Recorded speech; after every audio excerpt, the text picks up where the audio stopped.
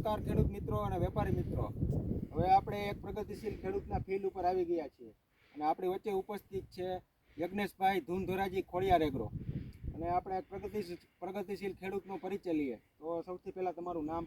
મનોજભાઈ ભરવાડ. મનોજભાઈ ભરવાડ. તમારું ગામ? દલદેવડિયા. દલદેવડિયા. તમારો મોબાઈલ નંબર? 9099 314 735.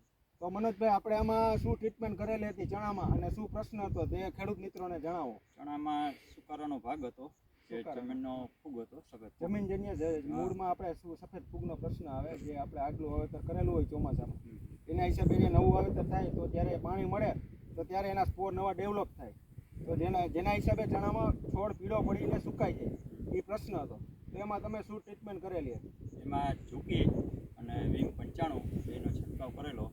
ઉપરથી આપણે સ્પ્રેમાં ઝૂકી અને વીમ 95નો છંટકાવ કરેલો અને એનું પ્રમાણ શું રાખેલું? પ્રમાણ આનું 50 પંપ કરેલું, એટલે 20 ગ્રામ 20 પંપે. ગ્રામ. અને આ ઝૂકી 50 ml નાખેલી પંપે. 50 ml. તો એમાં તમને રિઝલ્ટમાં શું ફેર દેખાણો? રિઝલ્ટમાં બહુ સારું છે અને ખૂબ સારી છે, રોપાઈ ગયું છે અને ચણામાં 100% રિઝલ્ટ છે એવું એમ.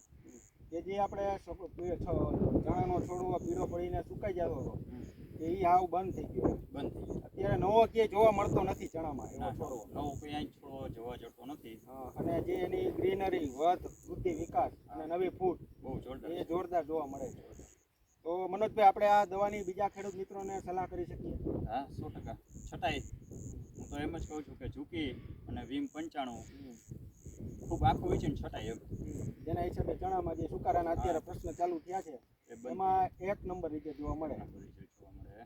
તો ધન્યવાદ મનોજભાઈ.